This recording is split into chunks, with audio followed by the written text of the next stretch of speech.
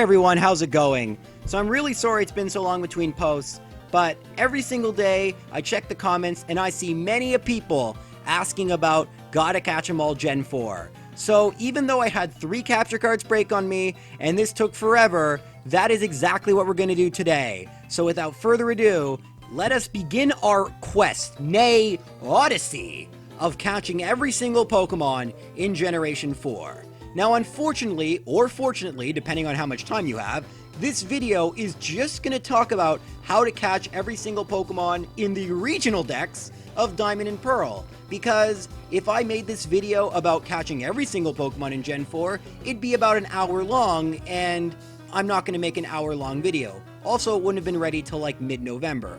So I decided to break this up into 3 parts, and like I said, part 1, just regional decks of Diamond and Pearl. And I'm sure a lot of you are wondering, how the heck is he going to talk about just the regional decks of Diamond and Pearl for this entire video? Well, let me tell you, if you're asking that question, you've never tried to do this, which, let me tell you also, is a good thing. Don't try this. It is incredibly tedious and time-consuming. So before we begin the video proper, I thought we should talk about exactly how many Pokemon I'm catching in this video. You see, Generation 1's regional decks, or the Kanto decks, had 151 Pokemon, only 150 you need to catch. And then Gen 2 upped that to 251, and then in Hoenn we had 202. So now we're on the DS, dual screens, double the power. Okay, that's false, I don't think it is actually double the power. But yeah, you'd assume it'd be like 300 or 400 or 150. Yep. We're only catching 150 Pokemon today, and I think Game Freak realized they kind of shortchanged us on the regional Pokedex, so they made it up big time by making those 150 incredibly difficult to catch. So at this point, let's do the thing we do in every single Catch 'Em All video, which is talk about exactly how many Pokemon you can catch in a single playthrough of either Diamond or Pearl. Now I realized earlier I said 150, but that's actually technically not true. Manaphy is in the regional decks, but remains uncatchable like every mythical Pokemon that has pretty much ever existed. So we start with 150, and another staple of Pokemon main series games, you get one starter and you don't get the second or third one. So in this playthrough I happen to pick Piplup, meaning the Chimchar line and the Turtwig line. They're not going to be obtainable in this playthrough, bringing our grand total down to 144. Additionally, another staple in Pokemon games are Pokemon that you need to trade in order to evolve, my favorite form of evolution. And this time around, we don't have any new Pokemon that were introduced, at least not in the regional decks, but all 4 Pokemon from Kanto that needed to evolve via this method are back, and they are Gengar, Alakazam, Golem, and Machamp. I know someone's going to mention Steelix, but you can just catch a Steelix, so it doesn't count. And that brings our total down to 140, and we're actually almost done, because I have no idea why. Game Freak just decided in Gen 3 and 4, version exclusives, nah, those are too mean. I mean, trust me, they'll be plenty mean in other ways, but there aren't a lot of version exclusives. There are only 4 Pokemon in each game which I qualify as regular version exclusives, and in Pearl, those Pokemon are the Murkrow line and the Stunky line, of course by which I mean you can't catch them. And in Diamond, you can't catch the Misdreavus line and the Glameow line. And then we have what I call special version exclusives. We of course have the box legendary, so Dialga is uncatchable in Pearl, Palkia is uncatchable in Diamond, and we also have the fossil Pokemon. Technically just the fossils themselves, but the results are exactly the same. You cannot catch Shieldon and Bastiodon in Diamond, and you cannot catch Cranidos and Rampardos in Pearl. But I actually want to spend a little more time talking about exactly how you get the fossil. It's not like other games where they're simply just around and you pick one up. No, that would be way too easy. We're going to need to venture into the underground, a multiplayer area in Diamond and Pearl that is poorly executed and completely useless nowadays. Woo! But yeah, I really dislike the underground. It's laggy, and I didn't really even know how it properly worked until I made this video. So getting fossils is one thing I did know about, and the obnoxious thing is that you need to use the underground to get fossils. Essentially, in the underground, you can excavate certain spots on the wall that will be shown in the top screen, and then there's a little mining mini game. Basically, you need to use either a pickaxe or a hammer, and you need to get everything out of the wall before the wall collapses. Whatever is still within the wall when the wall collapses will be gone, but thankfully what you've already excavated stays with you. Now, the problem with the fossils isn't finding them, they're humongous. So if you're just kind of smart with your excavation, the problem won't be that the wall collapsed. The problem is finding them within a wall. Because I don't know what the percentages are, but it took me an hour and a half in Pearl to get an armor fossil. And yeah, I'm not happy about that. I have no idea what I was doing wrong, but one thing I learned about these mining spots is that although they're random, they don't reappear instantly. So you actually have to venture to different parts of the underground, and unbeknownst to me, the underground is actually divided up into sections, and where you go to the underground in the overworld will determine what section you're in. All very interesting things I didn't know about a game that came out over 10 years ago. But yeah, it's just a matter of doing this mindless minigame, and you have to be paying enough attention that I can't just like watch a movie while I do it. It was pretty frustrating, and anytime it takes me an hour and a half to get a Pokemon, I'm pretty annoyed. Speaking of which, our total is now at 133, and there's actually one more Pokemon we cannot get in a single playthrough of Diamond and Pearl, and that Pokemon is Spiritomb. Now, what I did know before I made this video is that I got the odd keystone from the Black Belt on Route 208, and then I went to Route 209, you know, the one with the really good music, and I had to go to the Hallowed Tower, which is the pile of rocks, not the Lost Tower, which is an actual tower, the pile of rocks, and you put it there. And I assumed Spiritomb just showed up on a certain day or time or whatever. But no, it doesn't work anything like that. What you need to do is go back to the underground and talk to 32 people. Now, the NPCs that sell you stuff, they don't count towards that 32 total. No. You have to talk to 32 actual human beings who have DSs and a copy of Diamond and Pearl in the underground. But thankfully, either via an oversight or because Game Freak just wasn't that evil, it doesn't have to be 32 different people, it just can't be the same person 32 consecutive times. Now, what do I mean by that? Let me explain. Now, to do this method, you are going to need 2 DSs and 2 Sinnoh-based Gen 4 games. You're also going to want to head to the underground in the same exact spot in both games so you can easily talk to each other very quickly. So, in Diamond, let's say, the game where you actually want Spiritomb, all you need to do is head to the underground and then don't do anything. In Pearl, you're going to want to head to the underground and initiate a conversation and immediately exit out. If you open the start screen, you'll see that for each of you, that counts as a conversation.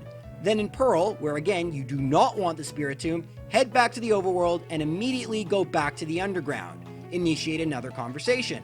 What you'll notice is that for Pearl, it doesn't count as a new conversation, but for Diamond, for whatever reason, it does. For whatever reason, every time you re-enter the underground, from Diamond's point of view, you're a new person. So if you just do this 32 straight times, you will get a Spiritomb. What's the problem? You need to save every time before you do this, which takes a long time. This took me about 45 minutes, and unlike the mining minigame where at least I'm doing something, you're basically doing nothing, but at least I could watch a movie. So there's that. Catching the Spiritomb once you've done this 32 times is a walk in the park. You put it to sleep, throw a ball, pretty easy stuff. But why did they think this was a good idea? I mean, obviously it's because they really want to show off the Wi-Fi capabilities, but unfortunately, since Wi-Fi no longer exists for the DS, and no one really plays these games anymore, this is just now beyond tedious, and something I felt I needed to talk about in this video. But what if I told you there was another Pokemon that was even more obnoxious than Spiritomb? Because that would be untrue, there are 3 of them. Or rather, 3 sets of them. Unlike Spiritomb, these Pokemon are part of that 132 number that you're going to be able to catch in a single playthrough. So the problem isn't needing another game in this case, it's simply having the time to catch these things. And the first group of Pokemon I want to talk about are the Great Marsh exclusives, which are the Croagunk line, the Skorupi line, and Carnivine.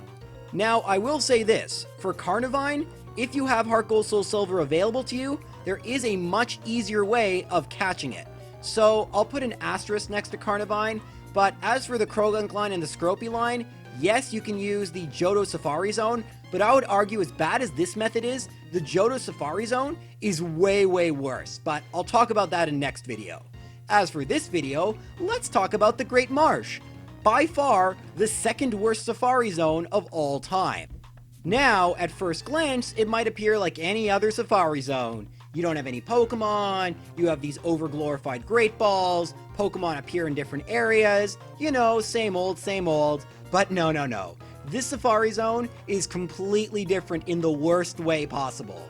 This time around, there are random Pokemon that appear in random areas at random days, and you have no idea every day which Pokemon they are, and the only way you can actually find out is by using a pair of binoculars. And this, my friends, is where I completely lost my mind, because Croagunk and Stunky do have a pretty high 5 out of 32 chance of appearing in the Great Marsh on any given day, and it only took me my first day to find both of them. The question was, which of the 6 areas were they going to be in, if at all?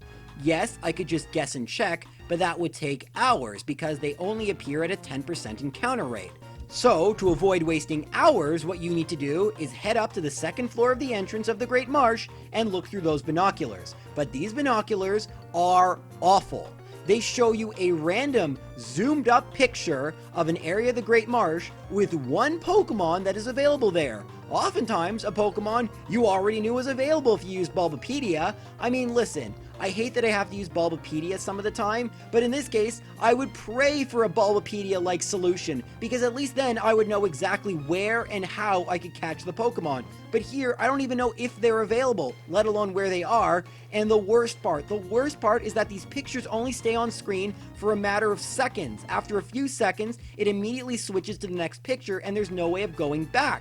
My first time looking for Croagunk off camera, I saw a picture, but everything in the Great Marsh looked so similar, I had no idea what area it was in. So I had to search for another half hour till I got another picture of Croagunk to appear. And thankfully, because I was using my capture card this time, I was able to pause the footage and see exactly where it was. But if you're not using a video capture card, as I did my second time hunting for Skorupi because I wanted to be fair and see exactly how difficult it was, I needed to look at 2 different pictures, because the first time, I had no idea what area it was, and it took me another 15 minutes to see that second picture.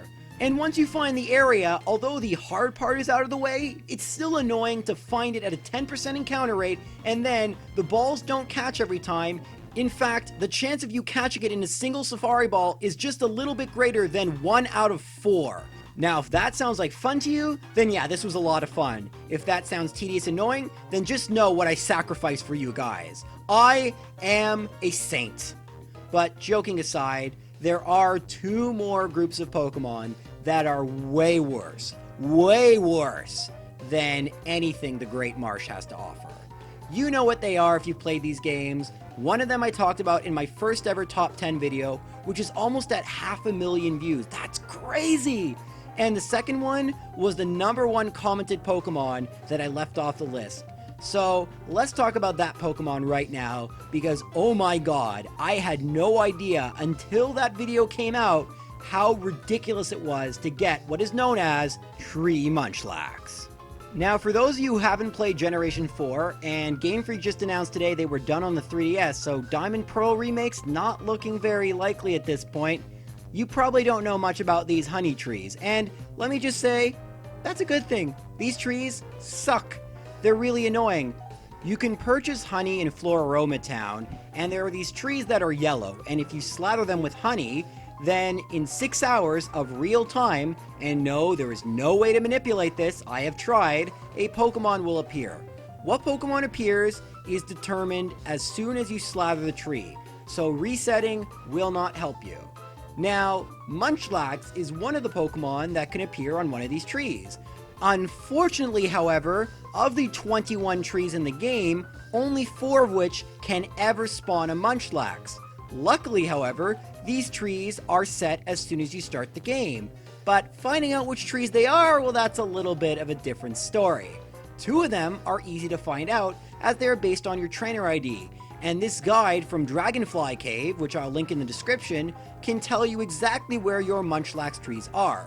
The other 2 trees are based on your secret ID, which without cheating, you cannot find out. At least I know of no legitimate way to find this out once you have already started a game, and so those trees, forget about them. So what are your odds of finding Munchlax? Well, I'll let this paragraph in their guide, which by the way is extremely helpful, sum it up. The final tip I can give you is just to be patient.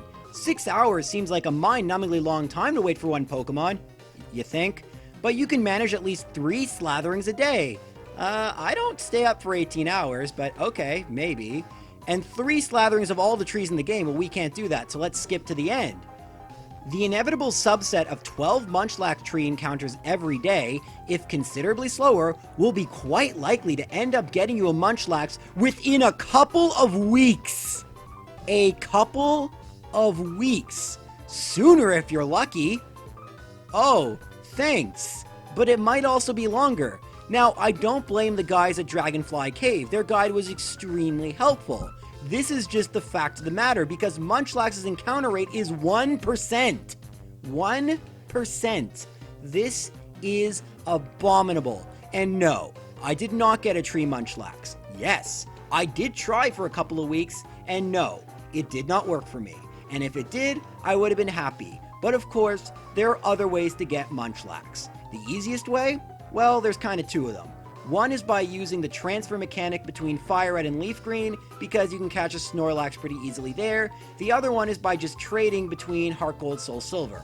I'll talk more about the transfer mechanic in the next video, and trading is pretty self-explanatory. Of course, then you just breed Snorlax with a full incense, and bam! Non-tree Munchlax. But oh my goodness, is this one of the most obnoxious methods to catch a Pokemon ever? And I genuinely had no idea you could get a Munchlax any other way than by transferring a Snorlax from Fire Red Leaf Green, which is what I did as soon as I beat Diamond my first time. But those of you who've been watching these videos for a while knew there was no way Tree Munchlax was going to be my most annoying Pokemon to catch in Diamond and Pearl's regional decks, even though I didn't end up catching it, because although it takes the longest, the method is pretty simple. Slather a few trees, wait 6 hours, I can do whatever I want in the meantime. But when you catch Feebas, you cannot really take many breaks, because, well, if you don't know, here's a brief recap of what I talked about in my first ever top 10. Feebas can be caught in the basement of Mount Coronet, and there are 4 of 528 fishable tiles that Feebas will be in. Those 4 tiles change every day. This is not the same as Ruby and Sapphire, where the tiles that Feebas appears, it will always appear. Additionally, the tiles that are Feebas tiles, Feebas only appears 50% of the time. So basically, the most logical way to go about doing this is to fish in every single tile, and there is only a 6% chance you don't end up catching Feebas. Now, why I think this is worse than Gen 3? Even though Gen 3 is also very annoying, and the fishing mechanic is way more annoying, I can take breaks in Gen 3. I can do it over multiple days, which is what I did for Gen 3 Catch 'em All. And I didn't even really mention Feebas because it wasn't that bad. It took me a bit of time, but I was able to break it up. In Gen 4, you have to basically do it in one go, because if the next day passes, all the work you did has become undone. You need to find that Feebas by eliminating various spots where it can't be, and that can only be done within a single day, and I don't have all day to play video games, so if I'm going to set aside 3 hours to find Feebas, thankfully it only took me 1 hour and 50 minutes, which is really lucky, I'm going to do it in one day, which is really, really obnoxious. But, as I learned, Feebas isn't the worst Pokemon to register in your Pokedex. No, that distinction, hands down, goes to Milotic. Because getting Feebas to evolve into Milotic in Generation 4 is beyond the worst thing I have ever attempted to do in Pokemon. Because I spent 1 hour and 40 minutes to get a Feebas.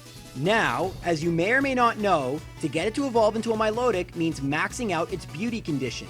You do this by crushing berries into Pokeblocks, which you then feed to your Pokemon. Or, sorry, Poffins, same thing. I miss Pokeblocks, they were way better. Why? Because the way to get good Pokeblocks in Ruby and Sapphire involved using the machine with 3 other NPCs and thus getting 3 berries, and you can get really good Pokeblocks via this method. In Generation 4, the minigame is way worse. It's this terrible mixing minigame where you need to use your stylus, and I'm really, really bad at it. But that's not the biggest problem. The biggest problem is to get really good Poffins means either getting insanely good at this game or having 3 friends and all of you doing this together. Even though I actually have a bunch of DSs and enough games to do this with 3 people, I'm not Goro and don't have 6 arms, and I'm not coordinated enough to do this with 2 arms. So yeah, I wasn't really able to make the best Poffins that I could, but I was able to make pretty good Poffins by making sure that my Feebas had a nature that made it prefer dry food, which is what enhances beauty, and by hunting for berries that were really good at producing beauty-raising stats. So, you would think that after feeding my Feebas all these Poffins, I was easily able to evolve it into a Milotic, but no. No, I was not. And as I found out, my Feebas was total garbage at this point, because the way Poffins work is that your Pokemon gets full, and once it gets full, it never becomes unfull. That Feebas will never have its beauty maximized and will never evolve into a Milotic. I literally almost threw my DS. I don't get genuinely angry at video games. They are just games. I use them to de-stress. But I was so frustrated because I spent so much time collectively on getting this Milotic, I just couldn't believe I was done. There was no Milotic, and I had to breed a new Feebas and do all that mixing again, which by the way, I spent an hour and a half on. From the farming of the berries, to making the Poffins, to feeding the Feebas, it took me like an hour and a half. Thankfully, there is a better way. Of course, if you have a Milotic in Ruby and Sapphire, you could simply transfer it, but if you don't have that luxury, in Platinum, you can buy high-level Poffins in the Veilstone department store, and even though I wanted to do this legit, just using Diamond and Pearl, I was not able to do that for this video. I went to Platinum, bought the Poffins, and gave my Feebas the Poffins, and after like 7 or so, which is less than it took to fill it up, I was able to level it up and evolve it into a level 2 Milotic. And that concludes catching 132 Pokemon in Diamond and Pearl. Getting 150? That's pretty easy. All you're going to need to do is play one game until you get every single Pokemon that you can, and then the second game, let's say Pearl, you only need to play until the 7th gym. That will allow you to get all the version exclusives, including Palkia, which is why you actually have to play that far. And then all you're going to need to do is make some trades, do a quick reset for that last starter, and of course, evolve all the Pokemon you need to evolve. But yeah, this should take you quite a bit of time to do, but once you've done it, you can get that diploma that says you caught all 150 regional Pokemon in the Sinnoh Dex, yet there are still 343 more Pokemon in order to fill that national dex. And next video, that's exactly what we're going to talk about. So thank you for watching, and I hope you guys realized why I needed to do this in multiple parts. I'm hoping to get the next 2 parts out before Ultra Sun and Moon come out, because I have a lot of really cool content planned for Ultra Sun and Moon. I hope you guys stay tuned, and thank you so much for your support of this channel. It's been unbelievable how great you guys have been, and I hope you guys have a great day. Take care.